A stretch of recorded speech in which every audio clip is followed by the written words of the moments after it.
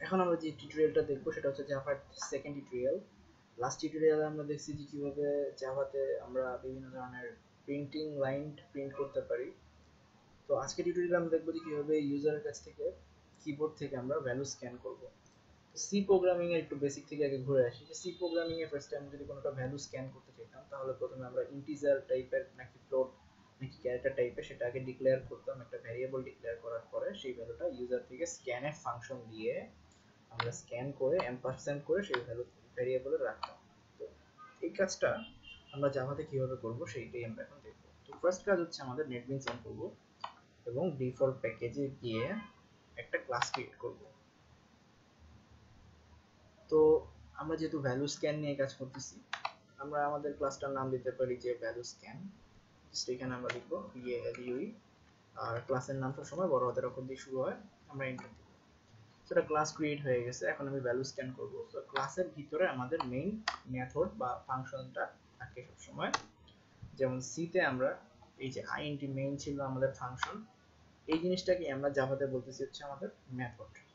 বোঝার সুবিধার জন্য আমি এভাবে বললাম। এখন আমাদেরকে যেটা করতে হবে, মেইন মেথডটা আমাদের লিখতে হবে। সো মেইন মেথড আমরা লিখবো যে public static void main first bracket string third bracket args। তো এই হয়ে গেল আমাদের মেইন মেথড। এখন এই মেইন মেথডের ভিতরে আমরা যে কাজটা করব সেটা হচ্ছে ভ্যালু স্ক্যান করব। তো ভ্যালু স্ক্যান করার জন্য ফার্স্ট কাজ আমরা যেটা করব সেটা হচ্ছে একটা ভ্যারিয়েবল আমরা ডিক্লেয়ার করব। আমরা ধরি আমরা একটা ইন্টিজার টাইপের ভ্যারিয়েবল স্ক্যান করতে চাচ্ছি। সো সেই ভ্যারিয়েবলটার নাম দিব আমরা int a। এখন জাভা যেহেতু ক্লাস এবং অবজেক্ট ভিত্তিক প্রোগ্রামিং, সো আমাদেরকে যেটা করতে হবে, ভ্যালু যেহেতু আমরা স্ক্যান করব, সো আমাদেরকে যে কাজটা এখন অবশ্যই করতে হবে সেটা হচ্ছে আমাদের একটা স্ক্যানার টাইপের ক্লাসের অবজেক্ট ক্রিয়েট করতে হবে। তো এই জন্য আমরা যেটা করব, স্ক্যানার লিখবো ফার্স্টে, SCANNER। এই যে স্ক্যানার লিখবো সবসময় মনে রাখতে হবে স্ক্যানারের এসটা অলওয়েজ বড় হতে হবে। এরপর একটা অবজেক্ট ক্রিয়েট করব আমরা। সো অবজেক্টের নেম যেটা হয়, আমরা যে কোনো একটা নেম দিতে পারি। সো আমরা ধরে নিলাম যে আমাদের অবজেক্টের নাম হচ্ছে এসসি। এসসি সমান সমান আমরা লিখবো নিউ,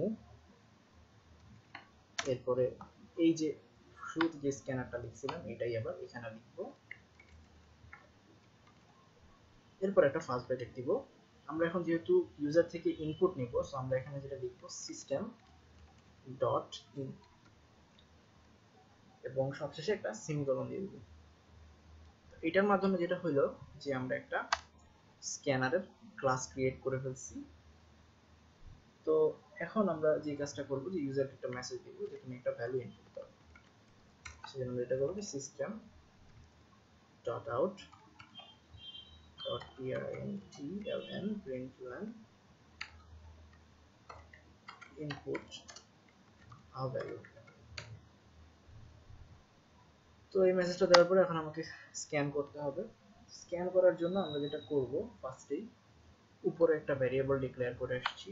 সেই ভ্যারিয়েবলটা এখানে লিখব a ইজ ইকুয়াল, যে কাজটা আমি এখন করতে যাচ্ছি সেটা হচ্ছে এইখানে আমি একটা অবজেক্ট ক্রিয়েট করছি স্ক্যানার এসসি টাইপের। এই এসসিটা এখানে আমি লিখব।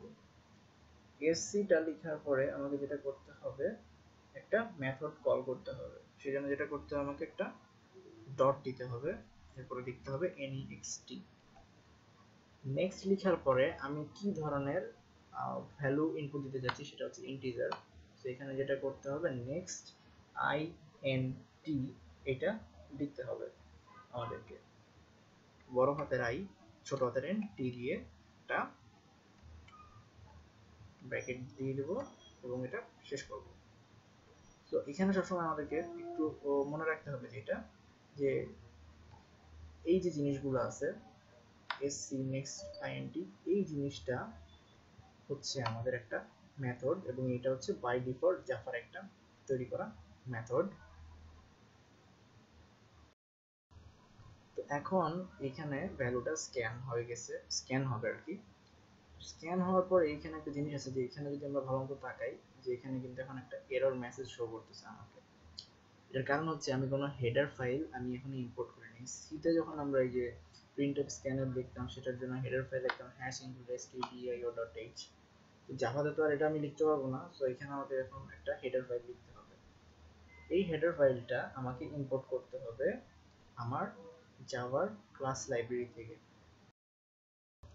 তো এখন আমাকে এই জাভার এই হেডারটা ইম্পোর্ট করতে হবে। সো কিভাবে ইম্পোর্ট করব সেটাই হচ্ছে কথা।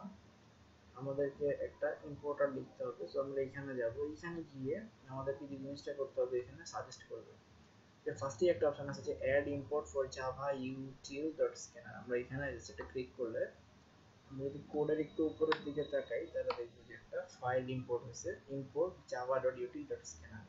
যে কোনো ধরনের ভ্যালু স্ক্যান করার জন্য আমাদেরকে সবসময় এই ইম্পোর্ট ফাইলটা অবশ্যই ইউজ করতে হবে।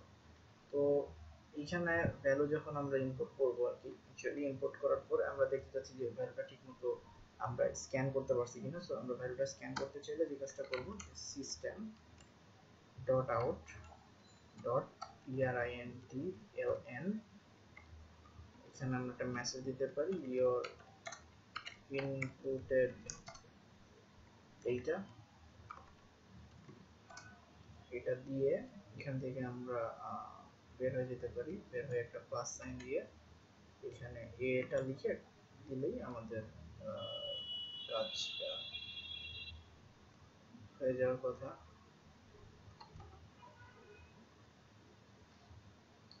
এখানে একটা এরর শো করতেছে, এররটা কেন শো করতেছে এটা আমাদের একটু দেখতে হবে যে এররটা আমাদের কেন শো করতেছে। তো এইভাবে আমরা লিখবো, লেখার পরে যে কাজটা করতে হবে কোডটা আমাদেরকে রান করতে হবে।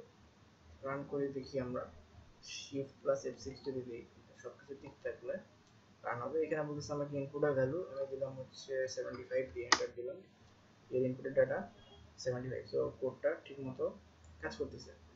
তো এখানে বেসিক্যালি আমরা যেহেতু কাজটা করলাম হচ্ছে ইন্টিজার টাইপের ডাটা নিয়ে, আমরা যদি এখানে এখন ইন্টিজার টাইপের ডাটার পরিবর্তে ফ্লোট টাইপের ডাটা স্ক্যান করতে চাই তাহলে যে কাজটা করতে হবে, এখানে যে ফ্লোট অপশনটা আছে এই ফ্লোট এক অক্ষরটা এখানে লিখতে হবে ইন্টের পরিবর্তে।